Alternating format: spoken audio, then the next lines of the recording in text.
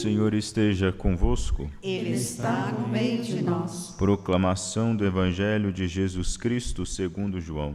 Glória a vós, Senhor. Naquele tempo disse Jesus: em verdade vos digo, quem não entra no redil das ovelhas pela porta, mas sobe por outro lugar, é ladrão e assaltante. Quem entra pela porta é o pastor das ovelhas. A esse o porteiro abre, e as ovelhas escutam a sua voz. Ele chama as ovelhas pelo nome e as conduz para fora. E depois de fazer sair todas as que são suas, caminha à sua frente, e as ovelhas o seguem, porque conhecem a sua voz. Mas não seguem um estranho, antes fogem dele, porque não conhecem a voz dos estranhos.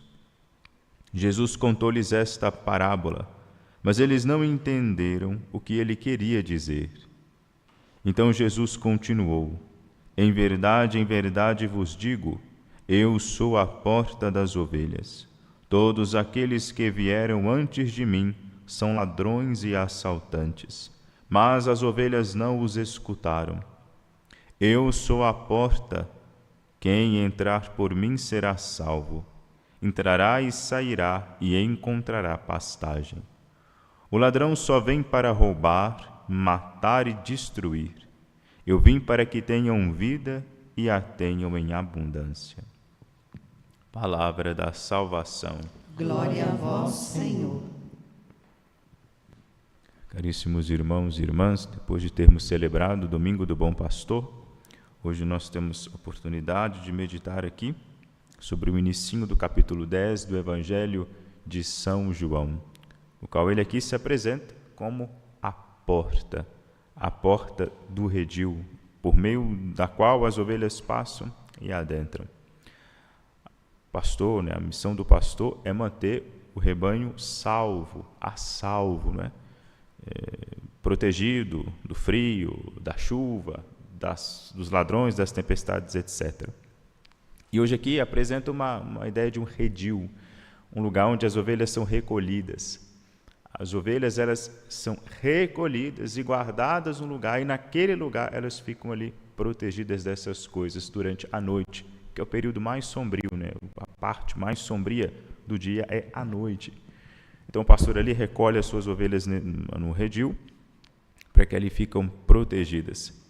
E dá um alerta: todos aqueles que não entram nesse redil por outro lugar, não entram pela porta, que é ele mesmo, são ladrões e assaltantes, dizendo que mesmo ainda as ovelhas estando guardadas, reunidas, recolhidas num lugar, ainda há o risco de que ali adentre alguém que não tenha passado pela porta, ou seja, que não tem autorização, que está ali uma presença que não é, podemos dizer, legítima.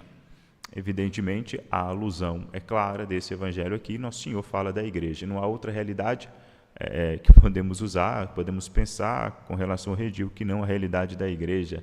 E ainda assim, dentro da igreja, pode-se surgir os falsos profetas. Não são poucas as vezes em que os apóstolos, Paulo, por exemplo, vai ter que lutar, vai ter que batalhar contra homens que entraram na comunidade já constituída, já formada por meio da pregação do Evangelho, mas ele vai ter que, por hora, brigar com aqueles que, nessas mesmas comunidades, semeiam uma palavra que parece ser palavra de Deus, parece ser boa, mas a verdade não é.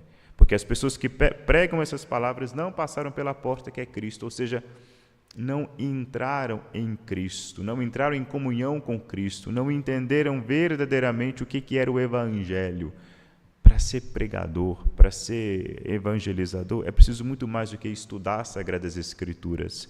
É preciso muito mais do que estudar a pessoa de nosso Senhor Jesus Cristo. É preciso muito mais do que estudar teologia. Uma pessoa, para ser um pastor, um bom pastor, um evangelizador, um pregador, ele tem que ter uma alma orante, ele tem que rezar, ele tem que adentrar no mistério de nosso Senhor e mergulhar naquele mistério, ser quase que absorvido por aquele mistério, para que então ele possa pregar. Porque a pregação, a evangelização, o anúncio da boa nova do evangelho, ele não acontece somente por meio intelectual, mas existe uma outra força, uma força que é sobrenatural, que conduz o conteúdo do pregador até o coração do ouvinte. A conversão nunca vai acontecer por mérito de quem prega, de quem ensina, de quem catequiza. É sempre obra do Espírito Santo. A diferença é, qual é a diferença do bom pregador e do mau pregador? O bom pregador é aquele que estudou muito, evidentemente, leu muito, entendeu muito, mas ficou aberto para aquela ação, a ação da graça, ficou aberto para o Espírito Santo, o mesmo que inspirou as Sagradas Escrituras. Aquele que buscou muito mais do que colocar Jesus na sua cabeça, deixar que ele descesse para o seu coração. Esse se torna o bom pregador. Porque aquela palavra que pode estar até muito bonita, ou às vezes não necessariamente, mas aquela palavra que sair da boca dele, ela vai sair com uma força maior, né? Vai sair com a potência divina acompanhando essa palavra, e ali a obra que acontecer a partir dessa pregação será divina. Ao contrário, aquele que não reza, que não está aberto, não está disposto à ação da graça de Deus, a sua palavra será estéril. Porque, repito, pregação do Evangelho não é uma atividade meramente intelectual. Conta muito com o nosso intelecto, com o nosso engenho, conta muito com a nossa inteligência. Evidentemente, Deus não cria as coisas para depois desfazer-se delas, mas junto com a nossa intelectualidade, a nossa inteligência, vem a abertura para a ação da graça. Essa é a diferença. Todo aquele que entrar na igreja e começar a pregar uma coisa que, por mais que seja bonita, por mais que nos agrade, estiver longe daquilo que nosso Senhor Jesus Cristo disse, estiver longe do coração de nosso Jesus Cristo, as ovelhas, as que são ovelhas de verdade, elas vão correr, porque elas vão entender, opa, aqui tem alguma coisa estranha, isso aqui não está cheirando muito bem. Todos nós temos isso, só que muitas de nós, mal intencionadas, né, sobretudo quando vem uma palavra que nos agrade, aí a gente não quer nem mais saber daquilo que nosso Senhor disse, a gente quer ficar com a palavra que nos agrada. Sim, existem pessoas, infelizmente, no nosso meio que preferem, dentro da igreja, escutar o falso profeta, porque às vezes o falso profeta, ele vem com uma palavra delicada, uma palavra boa, uma palavra que só afaga, mas nunca vai nos chamar responsabilidade, nunca vai nos exortar a uma mudança de vida, nunca vai nos querer tirar do nosso lugar de conforto ali, para nos transportar para um outro lugar, que não deixa de ser confortável, mas de um lugar do nosso estado atual até o estado da graça, existe no meio um esforço, sim, um incômodo, sim, e a gente quer evitar, claro, qualquer tipo de esforço, de incômodo. Mas, evidentemente, a palavra de nosso Senhor é dura, muito dura, né? Aquilo que Ele nos pede é difícil, é claro que é difícil, mas pensem bem, né? Imaginem só aquele pai, né, que trabalha na roça, mexe com enxada, trabalha muito pesado, chega um tempo que a mão desse pai ela fica uma mão meio bruta, né? A mão até grossa. Eu lembro que meu avô, eu era criancinha, meu avô ele pegava o caneco no fogo e passava a mão ali, eu não conseguia, só de olhar para o caneco minha mão já queimava. Ele põe a mão ali, minha avó falava assim, por que meu avô dá conta de colocar a mão no caneco quente ali com a água fervendo ali? Porque a mão do seu avô é grossa, o avô trabalha, não sei o quê. Mas quando, por exemplo, vai fazer carinho na gente, dói, porque a mão é grossa, não é uma mão macia.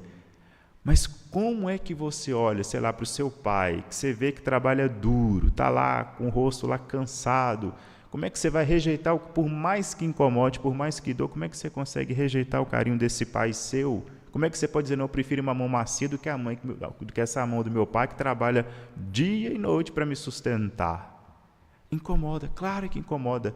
Mas a gente não consegue negar um carinho dessa mão grossa e calejada, porque a gente reconhece o tanto de amor que tem naquela pessoa que porta aquelas mãos. Então a gente suporta. Deus é a mesma coisa. Deus é um homem que trabalha. Deus não é um homem preguiçoso. Ele não é uma entidade oriental gorda que fica sentada. Não, ele trabalha e trabalha pesado. E suas mãos, evidentemente, usando aqui uma linguagem metafórica, vai encostar em nós e pode até nos incomodar. Mas a gente não tem ideia do tanto de amor e carinho que existe no coração do nosso Deus. Não façamos resistência à sua palavra, por mais que seja dura, mas como ovelhas, acolhamos ela docilmente tendo nós a certeza de que tudo isso é para a nossa salvação, é para a nossa vida, essa vida que Ele veio nos dar e veio nos dar em abundância. Glória ao Pai, ao Filho e ao Espírito Santo. Como era no princípio, agora e sempre. Amém.